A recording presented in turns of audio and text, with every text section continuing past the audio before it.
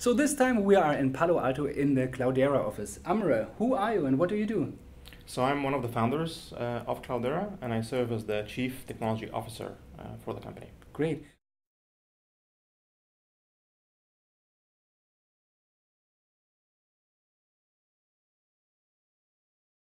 Amr, imagine your son comes to you and says, Amr or Daddy, I would like to start a company. What advice would you give him? What are the do's and don'ts, maybe some mistakes you did that he shouldn't do? Yeah, so thanks for that question. And I came prepared for that question, so I actually have a list, I have a list of advice I usually give. Because this is something I frequently get answered. So if you don't mind, I'm going to just use this to remind myself of the different advice I like to give. So the number one advice I give is make sure whichever idea you're going to work on, make sure that you are extremely passionate about that idea, meaning that you believe in it yourself, and that I don't want to say, okay, I'll say it, you are in love with that idea, you really love that idea. And the reason why that's important is starting a company is actually very, very hard.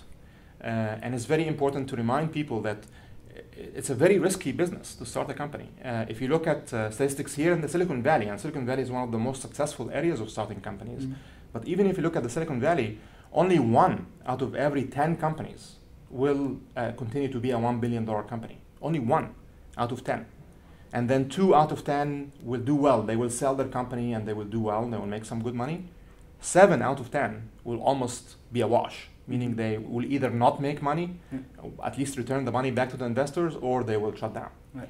So what would make you take such a risk other than you being truly in love with the idea that you're trying to implement? So that's why I say the biggest thing that you need to be sure of is that idea that you have, that thing you're going to be working on is something that you feel very, very passionate about. Otherwise, you will run out of energy of being able to continue to do it. So that's number one, very key advice. Number two key advice, and it's actually, I would say, is one of the key reasons why Silicon Valley has been successful in this, is hire great people. Make sure, especially in the very early days, that you're hiring the best of the best. And the corollary to that is to fire people quickly as well, which people find sometimes outside the Bay Area, even in the US, not even mentioning Europe, find that very hard.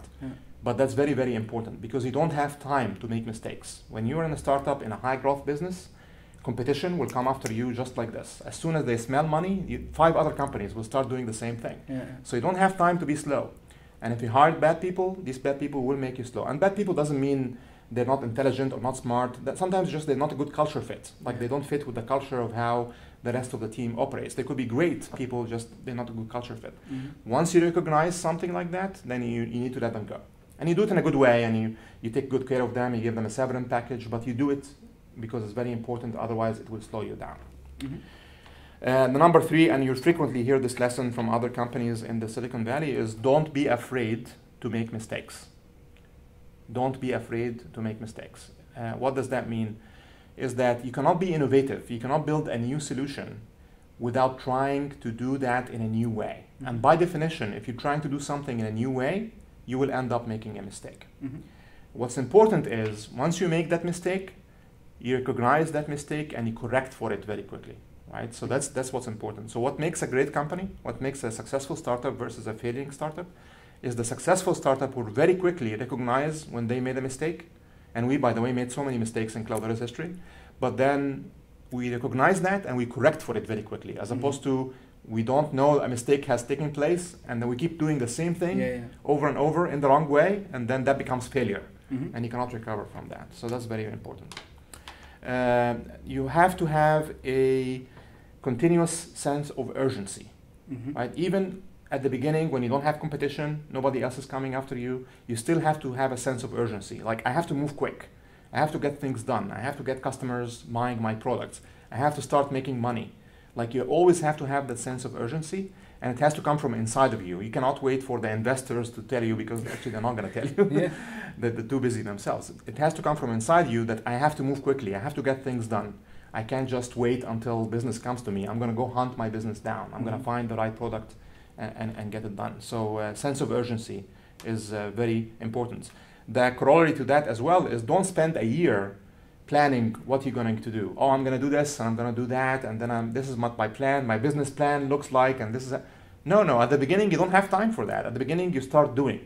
You start doing, and then as you are doing, you build your plan and you change your plan, as opposed to build a plan for a year, like what big companies do, and then go execute on that plan. Next, and I have 3 more. We have time for that. Okay. So next is, and this is one of the most important advice for engineers because they fall in a trap. But the next one is listen to your customers. Listen to your customers.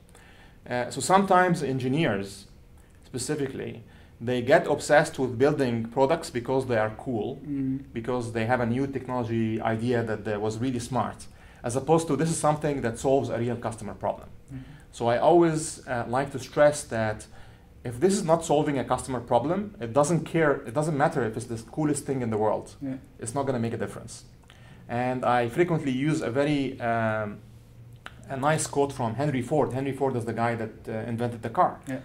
Because some of my engineers would tell me, so that means that I cannot be innovative. I cannot go and innovate. I have to always listen to the customers. And no, actually, that's not what this means. Because Henry Ford, if you look at what he said, when I asked my customers, what do you want? They said, we want faster horses. And you cannot get faster horses. So the engineer, what the engineer goes to the customers and they ask them, what is your problem? And then they will say, our problem is we want to get from point A to point B really quickly. And then now you as an engineer, you go and innovate and you build a car, right? So the innovation is in the solution, not in the problem. You don't innovate in the problem. The problem has to come from the customer. That's the key point. And then one of the most important advice also is you have to have the faith in success. Meaning that you have to believe you're going to succeed. Even me, I just said earlier, only 1 out of 10 will succeed. But your chances of success will be much higher if inside of your company you have this very positive energy of, I am going to succeed. I am going to make this happen. You need to have that. And that energy will spread from you to your team, and you will have this culture of success going on in your company, where you're planning and all the actions you're taking are being taken with the assumption that we will succeed. As opposed to taking actions with the assumption of we want to be careful in case we fail.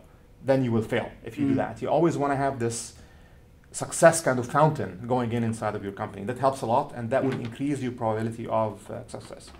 And then my last piece of advice I give is a big part of this, and this advice differs when I'm talking to somebody who's religious versus not religious, but I'll say a big part of this is you praying all the time for success, because a big part of this is timing.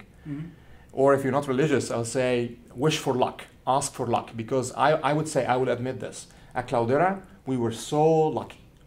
There were so many points across the road where we could have failed, and something happened, not because of us doing it differently, but because we were lucky, and we succeeded.